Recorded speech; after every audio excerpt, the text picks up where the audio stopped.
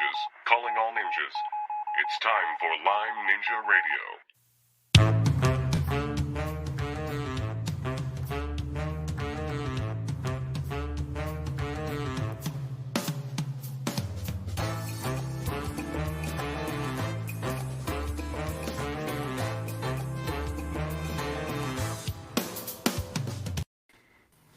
Hello, I'm so glad you're here. This is episode number 266 of Lyme Ninja Radio. And today's guest is Erin Murphy. She's a nutrition expert and definitely a Lyme ninja. She's been dealing with Lyme quite a while now. I think it's more than 10 years. She'll correct me when we bring her on. And I'd also like to introduce my show producer and the brains behind Lyme Ninja Radio, Aurora. Hello, it's great to see you. Hi, Aurora. Hi.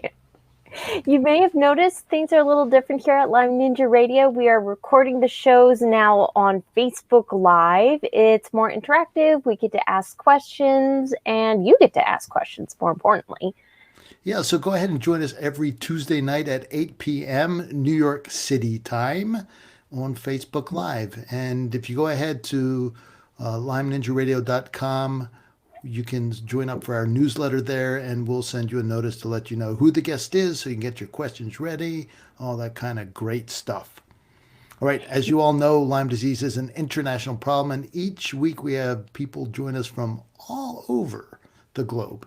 And this week, our top 10 cities are... Starting at number 10, Melbourne, Australia. Number 9, Nashville, Tennessee.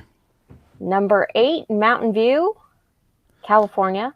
California, yes. Number 7, Denver, Colorado. Number 6, Sandpoint, Idaho. Number 5, Rochester, New York. Number 4, Salina, Oklahoma. Number 3, Philadelphia, Pennsylvania. Number 2, Chicago. Yeah, in honor of Erin. She's from that area. Right. So what is number 2, Chicago? And number 1, and still number 1. In the We're top still running. Not sure why. Please, somebody from Paris, France, send us an email. Let us know what has captured your attention about Lyme Ninja Radio. It's awesome. All right, Aurora, tell us a little bit more about Erin. Erin Murphy became symptomatic in high school with fatigue, depression, and anxiety. She eventually turned to nutrition to try and control her symptoms and attended Maryland University of Integrative Health to receive her master's in nutrition. Her journey to health has been over the course of 16 years, and she now works as a computer tech and lives in Philadelphia. All right, Aurora, thanks for the introduction, and we'll be saying goodbye to you now. Goodbye. Bye. And we'll pull up Erin. All right, there goes Aurora, and here's Erin. Hi. Hi, I'm Kay. Just slide my computer over a little bit. Scoot on over, right? There we Virtually go. scooch. This is so awesome. I know. Happy to talk to you. Happy to talk to you. A new format. Yeah, this is really cool. I've never done this before. Well, this is my third time. Oh, wow. Very nice. All right. So I'm an old pro now. I've actually used a lot of virtual meetings, especially while I was sick. So this is how I would meet with coworkers Really? And not through Facebook Live, but through an app called Blue Jeans we would use for work meetings. Yeah, I don't know Blue Jeans. You Zoom a lot with some of the other webinars? I did Zoom a lot, and with some practitioners, we would do Skype with other people, with some practitioners that I met with. So, the virtual platforms were super helpful especially during the sick times. Yeah, I can see that. Now, give me an update and kind of because you got sick a long time ago and you've been really sick. Yeah. Like bedridden, ER visits. The whole nightmare, Lyme nightmare.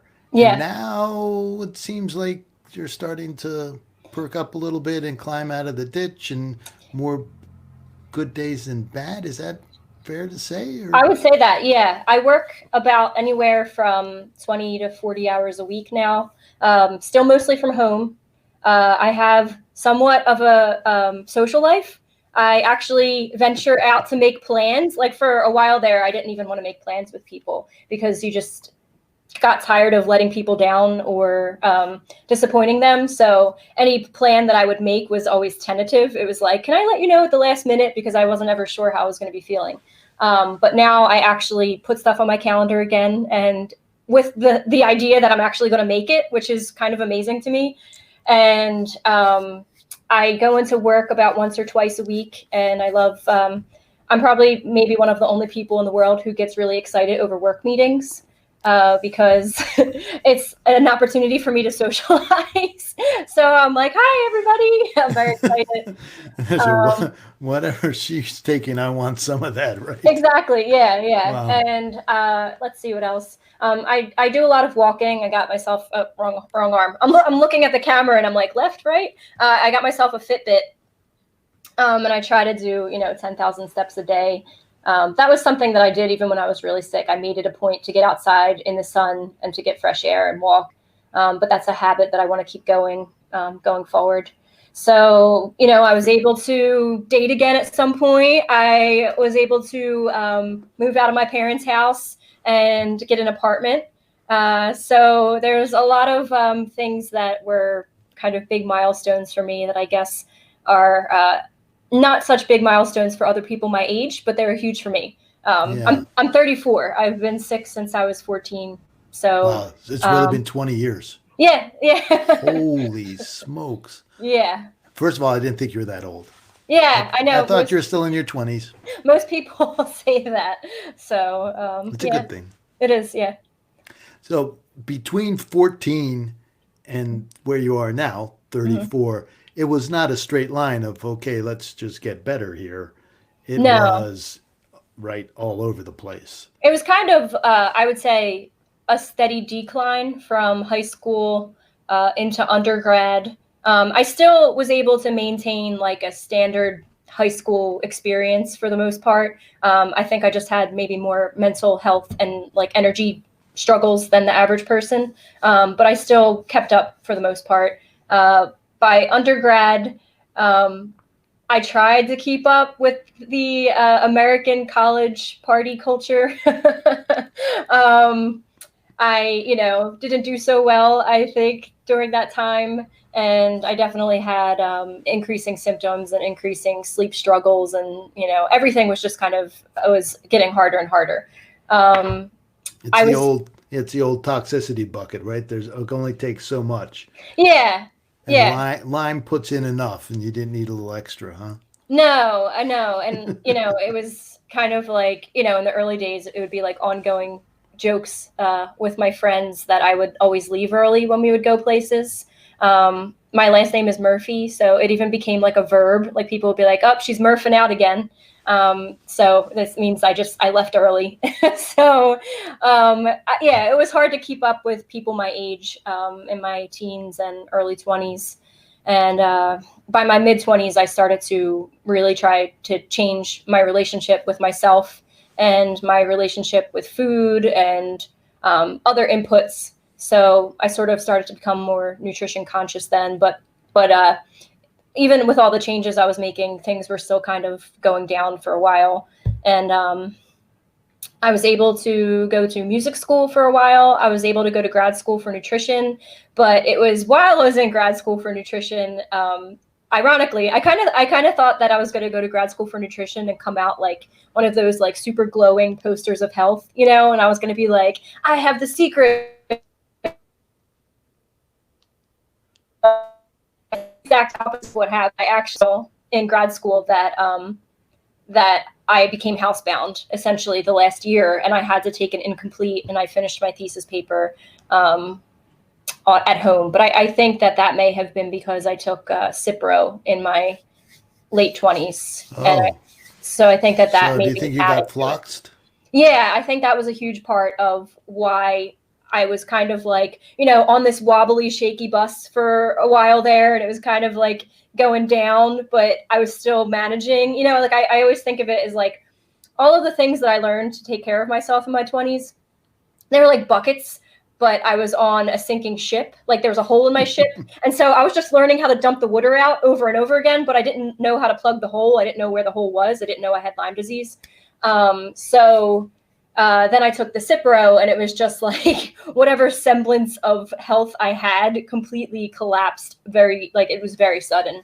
Over the course of like a few months, I went from, working part-time at an integrative doctor's office and going to grad school full-time to like having to spend a lot of time alone in a dark room with like no stimulation for a while there. Wow, so really just like a concussion, huh? It felt so much like that. Yeah, I was writing a thesis paper about the biochemistry of insulin resistance. And at a time when my own biochemistry like completely just faltered, and I had to read all of these like PubMed articles, and I could only read for about 10 minutes at a time without feeling like I was going to throw up. And I wouldn't even be able to talk to people. I couldn't make eye contact. Like eye contact was so stimulating that I would have to like look away if I wanted to listen to people. And my skin just got really bad. The cognitive dysfunction. I lost the ability to drive on highways. Even back roads were challenging at one point. I had to be very isolated during that time because it was just sensory input was just too much for my body. Yeah. So thanks for sharing that. I appreciate that because that gives us a sense of how bad things were, right? Yeah. When I had my Lyme disease, things were bad, but never that bad, thank goodness. Yeah. And, so I appreciate you sharing that. And I'm springing this on you. We didn't get a chance to really plan this out before, but can you boil down, like, what are the top 3 things? So you tanked, you were struggling. Somebody said Cipro would be a good idea. It sounded like a good idea. You took the Cipro, it clobbered your mitochondria, created all kinds of inflammation, and then things are terrible. So in climbing out of that really deep hole, what are the top 3 things that you learned on how to take care of yourself, how to recover from, really being sick, or even, like some of maybe a mistake you made in healing too. So could you boil that down to, let's start with number 1. We'll do the European one. I think the first most important lesson that I guess I would talk about, especially when everything first collapsed, and this is like something that you and I talked about, I think it's one of the earlier episodes, is that I had to learn how to grieve, because there are so many losses that hit you simultaneously that if you either try to stop yourself from grieving, or you try to stop yourself from getting angry, you try to stop yourself, like, especially when you're getting sicker and sicker, there's a lot of pressure from culture, like just think positive, or just think, do these positive, happy things and your health will improve. And so I was really hesitant to kind of go into the darkness that I was like sinking into at that time. But I guess my first lesson, if I'm going to call it something, is don't skip the darkness. Everything about my life changed in those months. It was like I stopped, being able to see all of my friends. Any descriptions that I used to use for my personality were falling away. Like I was no longer funny or creative. I didn't feel smart. I felt like my IQ dropped by like 60 points. I didn't feel like I didn't have a good working short-term memory. So I used to be a very systemic thinker, and I just couldn't even think like that. Like I couldn't consume a lot of stimulation. I used to really love music and TV shows and movies and stuff like that. And I basically had to lay in a dark room in silence a lot. The only TV show that I could watch for a while was Friends, because stimulation, I guess. But it was like the only thing that my brain could tolerate. And I actually noticed that a lot in the chronic illness community. I feel like people gravitate towards Friends because it's easy to watch. To Friends. Yeah. Now, were you watching reruns, or are you watching, I'm just curious, because I've Reruns. heard people with brain injury, rerun. There's something about reruns that it doesn't challenge anything. Yes. Of what we know. So it's almost like a lullaby. Yes. It was so weird. And I could not take any new stimulation. I couldn't read. So, I would read one page and completely forget what was on that page. So I really focused a lot on being able to grieve all that was coming in. I read a great book. Of course, it was a struggle to get through it, but It was kind of broken up into very small sections, which was helpful. It was called Unattended Sorrow by Stephen Levine.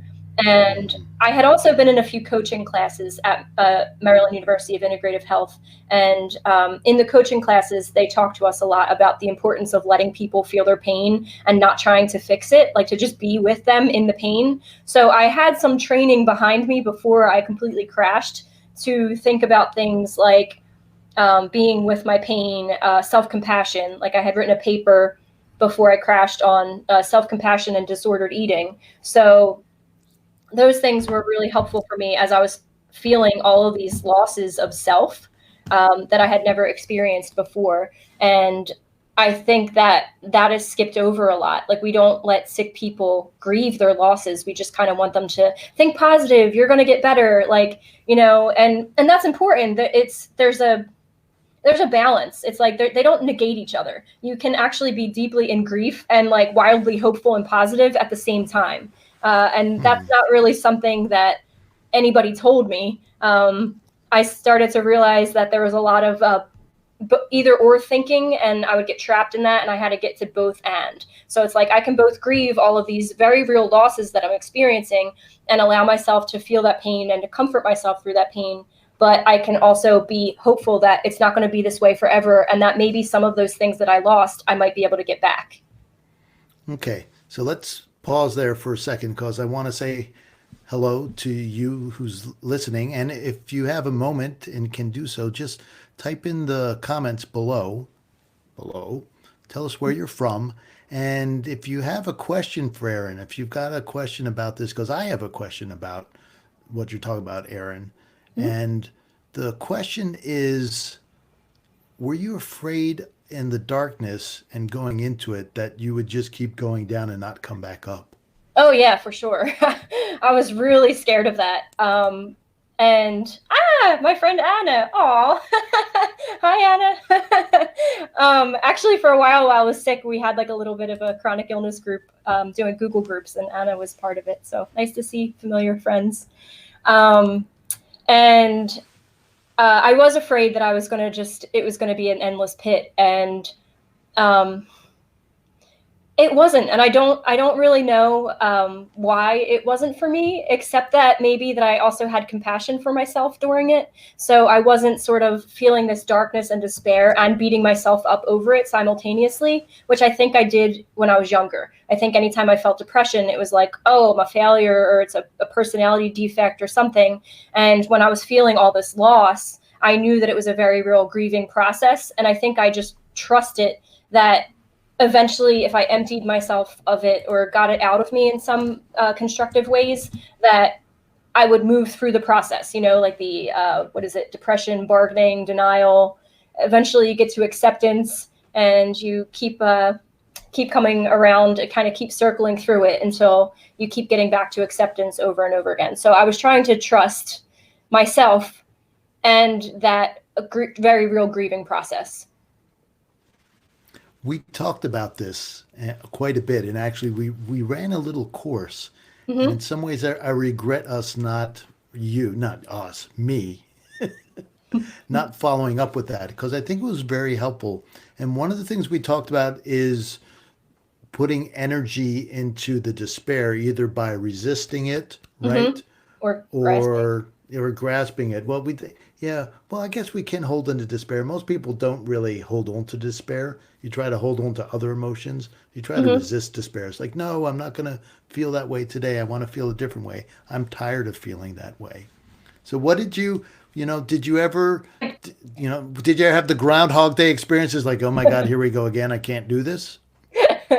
I'm sorry, what was the question? Did I have a Groundhog Day experience? Yeah, like, here we go back into despair again. I thought we did that yesterday. Can't we move on? Oh, absolutely. Oh my God, yeah. I used to call them grief pockets, and I would write emails to my one friend, and I'd be like, another grief pocket ruptured today, and it would be for different reasons. Like sometimes it would be because grief I made biofilm.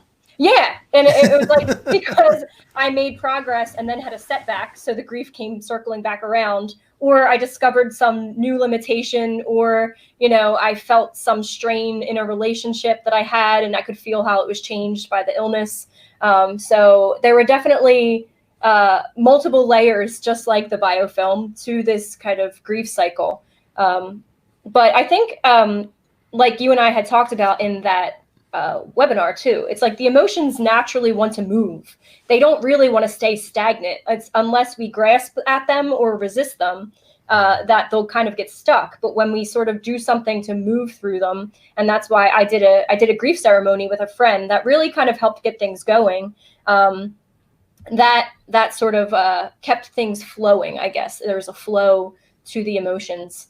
And will you you've told me, will you just describe briefly again this grief ceremony? Because it's so awesome. And I've actually told some of my own patients, you might want to try doing this. I should give you credit. Tell us what you did. I met up with a friend who was going through a really challenging breakup, and we both made a list of all the things we lost in our experience at the time. So I wrote everything that I lost in the experience of illness over the years, and she wrote everything that was lost in the relationship. And then we paused. We both read through our losses, and I think maybe we threw a stone into the water after each loss. We were near a pond, and we were outside, and we were reading this list to each other. And I think what was really important is after we finished our list, we both gave each other a lot of space to just to really give space to the pain and not try to move it, not try to fix it, just acknowledge it. And then after that, we then made a list of all the things that we were grateful for our experience and what we had learned from it. And then I think we ended it with playing Here Comes the Sun by the Beatles. And and then we just left. But it kind of comes back to that idea that you can be multiple things at the same time. You can be deeply like grieving losses and also grateful for certain things that are happening at the same time. You can be deeply in despair and deeply hopeful at the same time. It's just our mind tends to be linear and just focus on one emotion at the same time. But if you look in your heart, they're all kind of sitting next to each other and happening simultaneously. Like I feel like the heart is more like a symphony where there's different layers and different instruments all playing at the same time, whereas the brain is like a laser focus, and it's like, oh, I found joy in here. It's like, but if you look again, there's also sadness, and there's also all these different things happening. It's just wherever your focus goes at the moment is what you feel the most. Yeah, we forget about that. Yeah. We think what we're focused on is literally is, and that's it, right? Yeah. All right. Number two, I would say, is that systemic problems need systemic solutions. And in another word, I would say that it's probably rare that just one practitioner or just one treatment is going to get you all the way back to health. While I think that certain practitioners are extremely skilled and able to take you very far, you might need to, someone might need to see a Lyme doctor who is going to treat the infections and the biofilms and stuff like that. But they might also need to see like a myofascial therapist, or they might need to see a psychologist while they're going through this, like somebody to vent and talk to, or they might need to see their acupuncturist who's also going to help things kind of keep the energy flowing inside their body. So I found that at certain points, a practitioner would take me very far, and then I would kind of need to, I would plateau, and I would sort of try something else and see if it could get me a little bit further. Like I worked with a Lyme doctor. I worked with you and Bob looking at my genes and trying to address some of my genetics through nutrition. I worked with the trying low oxalate people because I found that oxalates were a huge part of my own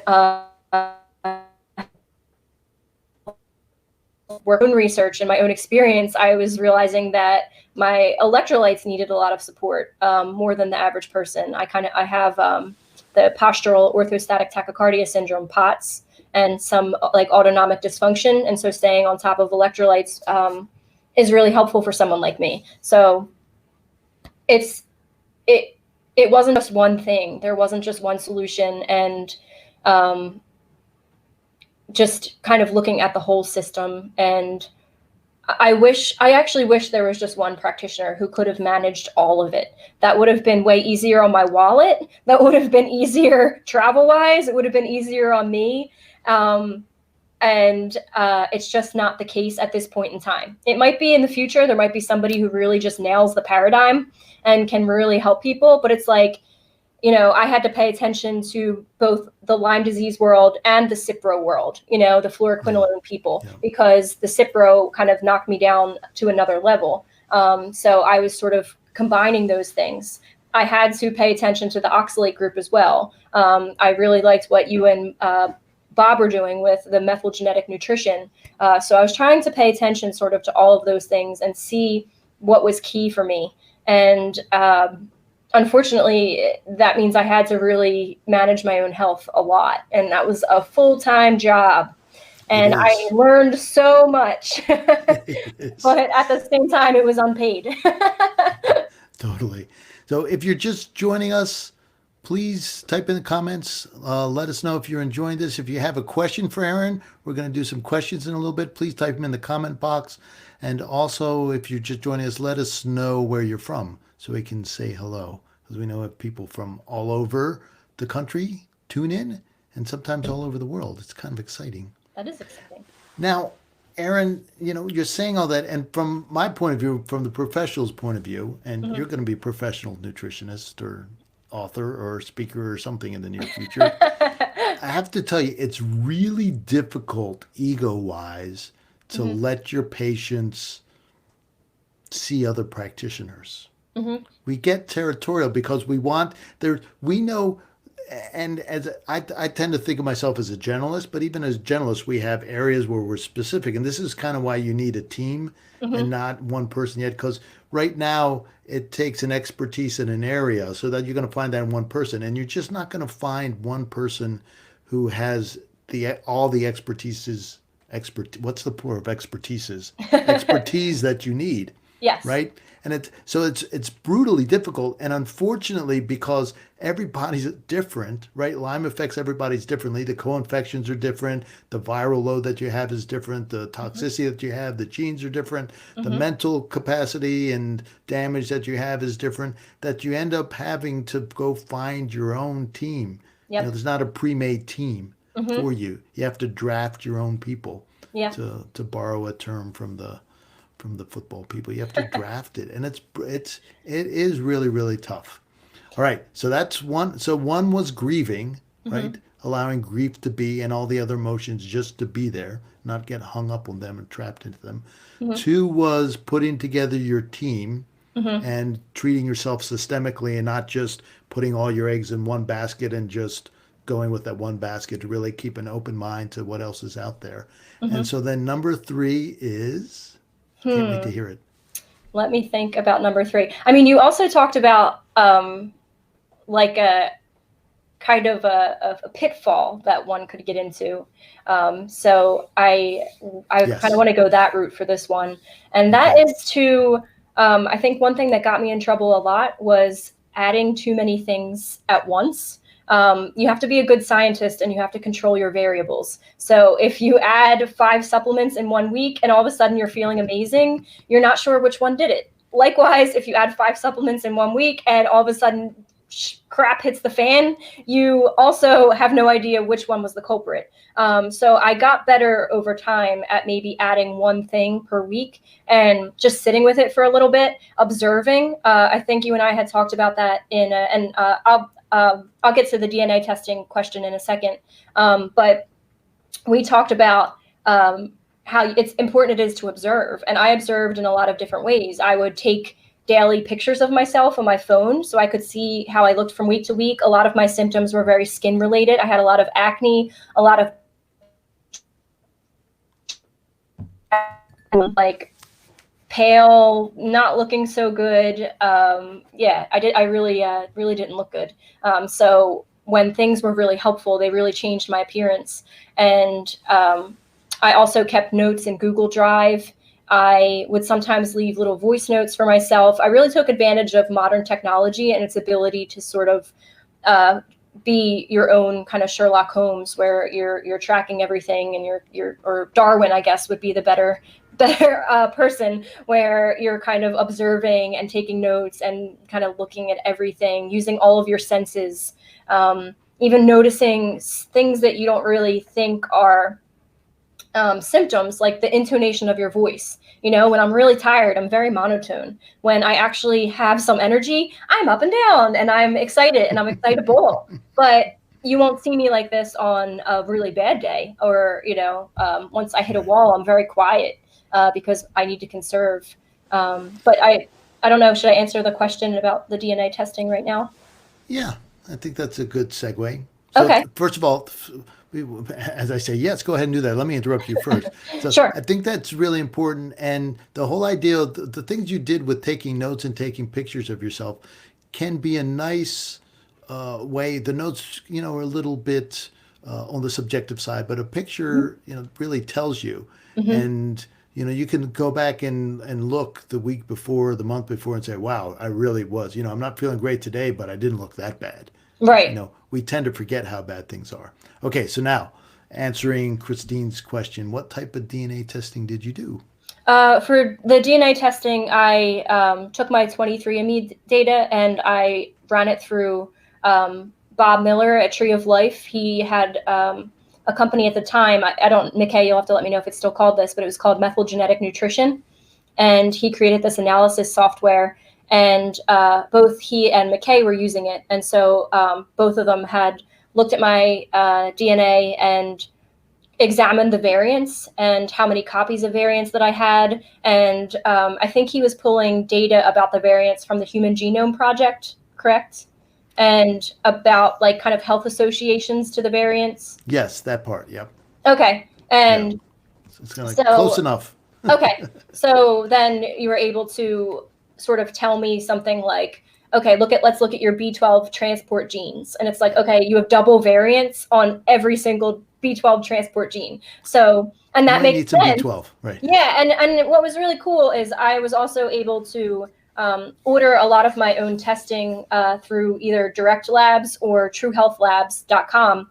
And so I already had blood tests that showed me that my B12 was like very strangely high in my blood. So my serum B12 is like through the roof. But then when you look at an organic acids test, my methylmalonic acid was really high, which suggests that the B12 is building up in my blood, but it's not getting into the cells where it's needed. And when I worked with you and Bob and saw how crappy my B12 genes were, it made a lot of sense as to why that was happening, and that I might need to take certain forms of B12 that are the reduced forms, like methylcobalamin and adenosylcobalamin. They're the reduced forms. Like I think it comes through the blood as hydroxycobalamin. It goes gets transported into the cells and then gets broken down into the methyl and the adenosylcobalamin. So it helped me figure out which forms I needed to take. And it also, I felt like I was shooting in the dark sometimes in terms of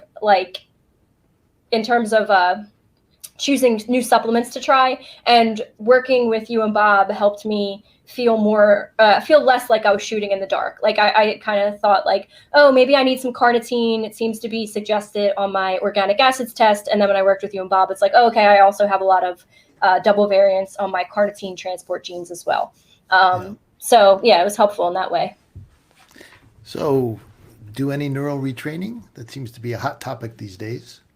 I have not done neural retraining yet as part of my progress. I did do a lot. I did a few online classes like towards the end when I was feeling better that were more geared towards, I guess I would say, calming my nervous system. I took a self-compassion class, and it was amazing. And it had, a lot of self-compassion meditations and self-compassion exercises. It was online, so it was a virtual class. So I wasn't, So no specific neural training, but you did do some work. And then I took some other class that was kind of geared towards kind of generating more self-love and care. So from Anna, this is a pretty intense question.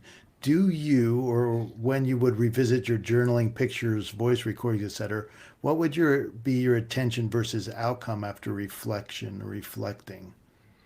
Okay, so I would revisit a lot. Like I would revisit the pictures especially because they were really powerful. And a lot of times my intention with revisiting the pictures was to keep myself motivated to keep going, because I could visually see my progress. And I could put pictures side by side. I did a lot of like posting on Instagram and Facebook sometimes of like side by side pictures where you could see how I looked at one point like a year ago and then where I'm at today. And so that really helped me stay motivated. But it also like, I didn't really despair if I noticed that all of a sudden I wasn't looking as good.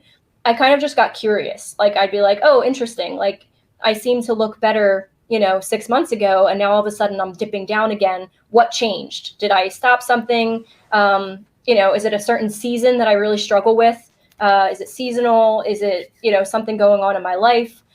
So it would, I guess the intention was to reflect. So it was either, and in the reflection, I either found motivation or I found something to be curious about and to then explore.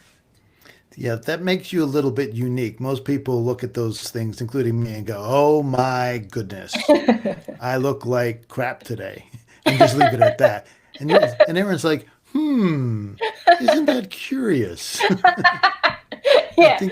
I think that's part of your training from the Maryland University of Integrative Health. It sounds to me an awful lot of some of our initial training that I went through, because I went to the same school that Erin did, just a little while before, and I studied acupuncture and not nutrition. Yeah. So Erin, we're going to wrap things up, but there are a few notes kind of that I want you to see first. They're basically just in ways of saying thank you for your sharing. Mm-hmm. So Buffy says, her B12 is crazy too, and nobody would listen. It's like the people with the non-alcoholic fatty livers. 10 years ago, nobody believed they weren't drinking, right? Yeah. And Christine says, thank you. You're welcome. And Buffy also says, thank you. You're welcome. So Erin, again, we didn't really get a chance to prep. If you can hang on, so don't go away. We're going to pull you off the screen for a little bit. I'm going to wrap up with Aurora just for a couple minutes, and then we'll stop the stream, and then I'll bring you up and we can wrap things up personally. Can you hang on for a few more minutes? Yeah, that sounds good. Okay, awesome. Hang on. All right. Thanks, everyone. So now we're going to say bye. Yeah, bye, Erin. Bye. Okay, and now we say hello to Aurora. Hi again. That was awesome. So I'm going to real quickly, what are the 3 things you learned from Erin today?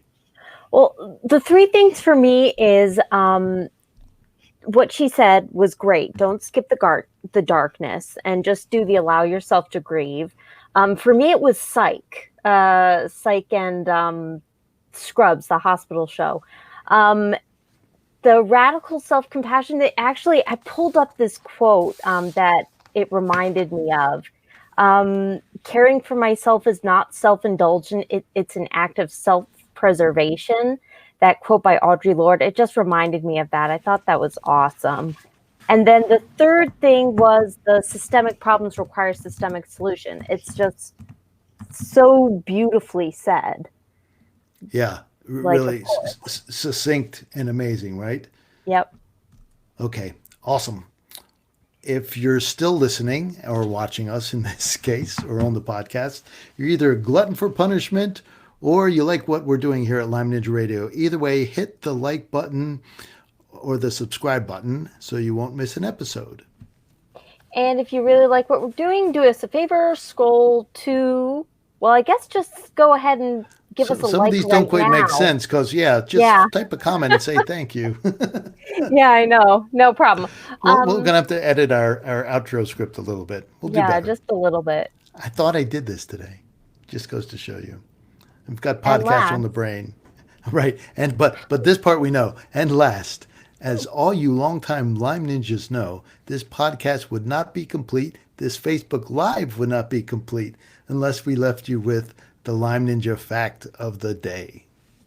Did you know, unlike hand sanitizers, ninjas kill 100% of the germs? Dun, dun, dun. Thanks, Aurora. Bye.